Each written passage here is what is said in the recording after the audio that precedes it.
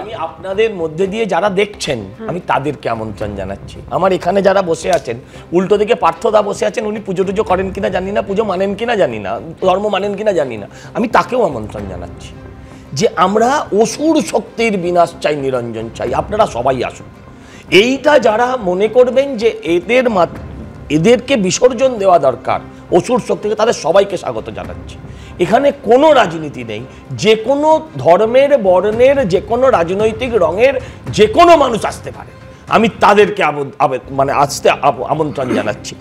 আর বিশ্বনাথ দা বলছিলেন যে সুব্রত মুখার্জির পুজো রাজনৈতিক হয়নি, প্রদীপ ঘোষের পুজো রাজনৈতিক হয়নি, তার কারণ পাল্টা পুজো ছিল না, মানে সিপিএম পুজো করতো না, বই বেচত, ফলে সেই জায়গাটায় নিজেদের মধ্যে টক্কর হতো, বন্ধুত্বপূর্ণ। আর আজকের রাজনীতিতে তৃণমূল যে জায়গায় নিয়ে গেছে সেখানে বন্ধুত্বের কোনো জায়গা রাখেনি। আর এই যে বলছেন না যে সমীর দা এখন বসে আছেন, আপনাদের এখানে রোজ টিভি চ্যানেলে যিনি করেন আমাদের বিরুদ্ধে বলেন, এই পুজো বন্ধ করার সমর্থনও যিনি করেছিলেন তিনি এখন আমার পুজো প্যান্ডেলে বসে আছেন। অতএব আমরা সবাইকেই স্বাগত জানাই, পুজো প্যান্ডেলে যে কেউ আসতে পারেন আসুন। এবং আমি অনুরোধ করব যে কার্নিভালের আমি সঙ্গে কোনো তুলনা রাখতে চাই না, কিন্তু মাকে রাস্তায় প্লাস্টিক দিয়ে মুড়িয়ে রাখা, দিয়ে মমতা ব্যানার্জি এসি চালিয়ে ঘরে শুয়ে পড়ে থাকবেন, আর 48 ঘন্টা মা শ্বাস বন্ধ হয়ে প্লাস্টিকে ওই মৃতদেহের মতন পোস্টমর্টেমের থাকবে মায়ের এটা মূর্তিটা, এটাও ঠিক গ্রহণযোগ্য নয়। আমি বলছি এই অবস্থার পরিবর্তন দরকার। কার্নিভাল তো ভালো করুক না, কিন্তু আমি বলছি সাধারণ মানুষ আপনারা এই পথে হাঁটলেন কেন? আপনি এই পথে হাঁটলেন কেন? আপনি যে বলছেন যে তৃণমূল তো এই রাজনীতিটা সেট করে দিয়েছে, তাহলে তৃণমূলের সেট করা রাজনীতিতে আপনি পা দিলেন? আমি বলছি তৃণমূল কি সেট করেছে জানি না, আমি কি করে জানবো?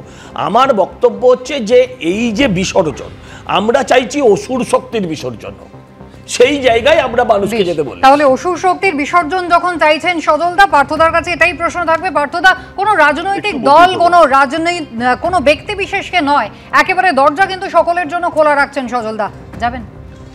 না, এটা ঠিকই যে সজলের পুজো নানা কারণেই কলকাতা শহরে বহু মানুষ দেখতে যান এবং যাবেনও সেই পুজোর সৌন্দর্যের জায়গা থেকে।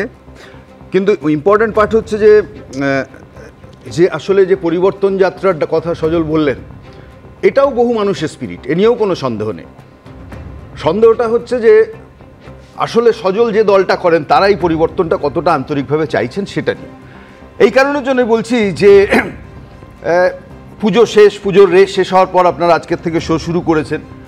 আপনারা ভেবে দেখুন যে আজকের এই পুজোতেও যাদের জেলে থাকার কথা, যে সমস্ত নেতা, মন্ত্রী, সাংসদ, তারা কিন্তু কলার তুলে পুজো এবারও দেখে বেরিয়েছে। ফলে বেরিয়েছে একটাই কারণের জন্য, যে এই যে মাতৃরূপেণও যে পুজোটা হলো শেষমেশ, আপনি যদি বলেন গত 5 বছরে যে পরিবর্তনের সবচেয়ে বড় এজেন্ডা সেট হয়েছিল আরজিকর থেকে, আরেকটি সেই অভয়ার মৃত্যুর থেকে। সেই অভয়ার মৃত্যুর তদন্ত অধরা থেকে গেল, যারা এটা আমরা প্রাতিষ্ঠানিক ষড়যন্ত্র সবাই বললাম, তারপরেও হচ্ছে যে সেই ষড়যন্ত্রের রূপ উন্মোচিত হলো না, দুটো পুজো পেরিয়ে গেল। আমি বলছি তো মাতৃরূপেণও পুজো হচ্ছে তো গোটা রাজ্য জুড়ে। ফলে এখানে ভাবা দরকার যে যারা আজকে সরকারে আছেন, যে তারা আসলে সত্যি সত্যি কতটা চান। আর দুই, সরকারের বিরোধী ভূমিকায় যারা ছিলেন বা মানুষ যাদেরকে সজলদেরকে নির্বাচিত করেছিল, তারাই গত 5 বছর ধরে কোন ভূমিকা পালন করলো। যদি করে থাকতে পারতো তাহলে হচ্ছে যে ইডি এবং সিবিআই যে তৎপরতার পরিচয় দিয়েছে, যে নির্লজ্জ কি বলবো যে অকর্মণ্যতার পরিচয় দিয়েছে, যার মধ্যে দিয়ে যে এই ধরনের মারা আমার আপনার বাড়ির দুর্গারা প্রতিদিন লাঞ্ছিত হতে পারেন, সেই ট্রেন্ড এখনো পর্যন্ত বহাল রয়ে গেল। আর এই পুজোর মধ্যেও হচ্ছে, বাদ যায়নি। ফলে পরিবর্তন প্রয়োজন নিশ্চয়ই, কিন্তু সেই পরিবর্তন যাত্রার বললাম যে ব্যাটন তাদের হাতে মানুষ তুলে দিয়েছিল বিরোধী দল হিসেবে, সেটা তারা করতে পেরেছে। এই আত্মসমীক্ষাটা আজকে করা দরকার। আমি যে বিপ্লবদেবকে নিয়ে এসছেন পশ্চিমবঙ্গে, ঠিক কথা, তারা কাকে আনবেন এটা তাদের বিষয়, কিন্তু আমি বলছি পশ্চিমবঙ্গে যে সমালোচনা আমরা করেছি যে 34% আসন পঞ্চায়েতে খালি গেছিল বিরোধী শূন্য পঞ্চায়েতের নতুন মডেল হিসেবে, তার আর একটা ত্রিপুরা সংস্করণ করেছিলেন এই ভদ্রলোক যার নাম বিপ্লব দেব, যিনি মুখ্যমন্ত্রী ছিলেন, এবং সেখানে ত্রিপুরাতে হচ্ছে যে বিরোধী শূন্য রাজনীতি কি করে করতে হয় সেটা তিনি আরেকবার তিনি দেখিয়েছেন। কিন্তু এই প্রশ্নটা আপনারা তুলবেন, তার পাশাপাশি এই প্রশ্নটাও সাধারণ মানুষ জানতে চাইবেন যে কোথাও বিজেপির একটা নির্দিষ্ট পথ আছে, তৃণমূল কংগ্রেস নিজের একটা পথ আছে, সিপিএম এর তাহলে স্ট্র্যাটেজি কি? একটাই কথা, যে বামপন্থীদের মূল কথা হচ্ছে এটাই, যে মানুষের জীবনের লড়াই, রুটি রুজির লড়াই। এই যে হাসি মুখে মানুষ পুজো দেখতে বেরিয়েছে না, তারও আগে পুজো শুরুর আগে প্রাক পুজোতে যে 12 জন মানুষ কলকাতা শহরে ইলেকট্রিকিউটেড হয়ে মারা গেল, আমি মানুষের জীবন কোথায় বিপন্ন হয়ে যাচ্ছে, মানুষের জীবনের জন্য যে পরিকাঠামোটা দরকার, মানুষের জীবনের জন্য যে কাজ দরকার, পেটে ভাত দরকার, আমি বলছি যে নিরাপত্তা দরকার, সেই ইস্যুটাতেই আসলে মুভ করতে হবে। বামেরা সেই কাজটাই করছে। আমি বলছি যে নকল যুদ্ধটা করেছেন আপনারা, কতটা মানুষের কাছে পৌঁছতে পেরেছেন? মানুষ কিভাবে গ্রহণ করবেন? মানুষের কাছে সবটাই ছেড়ে দেওয়া আছে।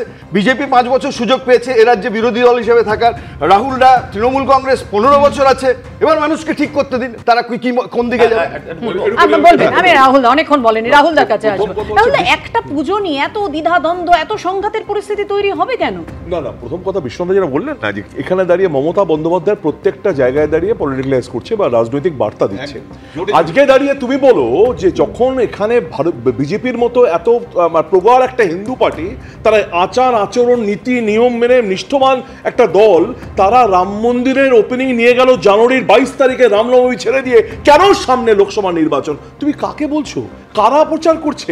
প্রতিবার অযোধ্যার রামের পাশে যুগবতর মোদির ছবি, পর পর পর পর অযোধ্যায় ভরে গেছে, একদিকে রাম যুগ পুরুষ, একদিকে যুগবতর। তাহলে রাহুলদা তার পাশাপাশি একটা উদাহরণও তো দিতে হয় যে মমতা বন্দ্যোপাধ্যায় যখন পুজো উদ্বোধন করতে গেলেন তখন সেখানে গিয়ে বাংলা বাঙালির কথা বললেন, পুজোর মধ্যেই অভিষেক বন্দ্যোপাধ্যায় পরিযায়ী শ্রমিকদের সমস্যার কথা শুনলেন। আমি বলছি আজকে দাঁড়িয়ে যে পরিবর্তনের ডাক দিয়েছে, সেই পরিবর্তন আসলে তো ইলেকট্রাল পরিবর্তন। সেই পরিবর্তনের নেতৃত্ব দিচ্ছেন বিপ্লব দেব, যেটা পার্থদা বললেন না। এখানে দাঁড়িয়ে তৃণমূলের যে লড়াই লড়েছিল তাতে সবচেয়ে বেশি হেকেল যে বাংলাদেশ করেছিল, যারা মার খেয়েছিল, যাদের কড়া সভা করতে দেওয়া হয়নি, গাড়ি জ্বালিয়ে দেওয়া হয়েছিল, তার নেতৃত্ব ছিল বিপ্লব দেব। সে এসছে বাংলায় পরিবর্তন আনতে। তুমি কার কথা বলছো? আজকে দাঁড়িয়ে এই যে এক্ষুনি কার্নিভালের কথা বললো, প্লাস্টিক বুড়ে মাকে রেখে দেওয়া হয়। আরে কার্নিভালের মানুষ যখন ইন্টারন্যাশনাল ভাবে মানুষ দেখতে আসেন, তার স্বীকৃত বাংলা বা বাঙালিদের, সজলদের সেটা পছন্দ না হতে পারে, সজলের সেটা একটা সস্তা রাজনীতি করে মা দুর্গাকে রাজনীতি দেওয়া হয়েছে। মা দুর্গাকে সজলরা রাজনীতির মধ্যে নামিয়ে দিচ্ছে, এটা অন্যায়। সজল তোমার মানুষ দেখতে যাচ্ছে ঠিক, তো মা দুর্গাকে রাজনীতি করতে পারো না। রাহুলদা, আপনাকে একটা বলছি, মমতাজির মাথায় যাতে জল না পড়ে তার জন্য টেন্ট করতে পারেন, মা দুর্গাকে যাতে 1 মিনিট লাশের মতন প্লাস্টিকে না মুড়তে হয়, তুমি তো হিন্দু, টেন্ট করতে পারেন না, তার জন্য টেন্ট করতে হবে। হিন্দু, আপনি হিন্দু, হিন্দু তো হচ্ছে, আপনার দল হিন্দু। আমি জিজ্ঞাসা করছি, যখন ফিতে কাটা হয় নিরঞ্জন হয়ে যায়, বিসর্জন হয়ে যায়, কাটা হলে গেলে তোমরা যদি হিন্দু হতে রাম মন্দিরকে পিছিয়ে নিয়ে যেতে না, 22 তারিখ রামনবমী সে বড় বড় কথা বলে লাভ নেই। সজল মা দুর্গাকে নোংরা রাজনীতি চালিও না, মা দুর্গাকে ইউজ করো না, পুজো করছো করো, কিন্তু আগে ইন্টারেস্ট করো না মা দুর্গাকে। মা দুর্গা বাঙালিদের মা দুর্গা একটা ধর্মকে রাজনীতির সঙ্গে মিলিয়ে দিয়েছে। দুজনকে একবার বিরত করে বিশ্বনাথের কাছে এই জায়গায় যাই। বিশ্বনাথ, দেখুন সেই 26-এর বিধানসভা নির্বাচন এবং তার আগেই কিন্তু ফের বাংলা বাঙালি ধর্ম সমস্ত প্রসঙ্গ কিন্তু ধীরে ধীরে সামনে আসছে। না দেখো, মানে সবচেয়ে বড় যে সমস্যা আমাদের সেটা হলো যে ক্রমশ কিন্তু একটা আইডেন্টিটি, হিন্দু মুসলিম আইডেন্টিটি সব জায়গায় প্রাধান্য পাচ্ছে। তুমি এই দুর্গাপুজোটা সার্বজনীন ছিল, সার্বজনীন থেকে দলীয় জায়গায় যাচ্ছে, সেটা আমার কনসার্নের জায়গা। তুমি বলো যে কোনো পোস্টার ব্যানার সর্বত্র কি লেখা থাকতো? সার্বজনীন। সার্বজনীন শব্দটার মানে কি?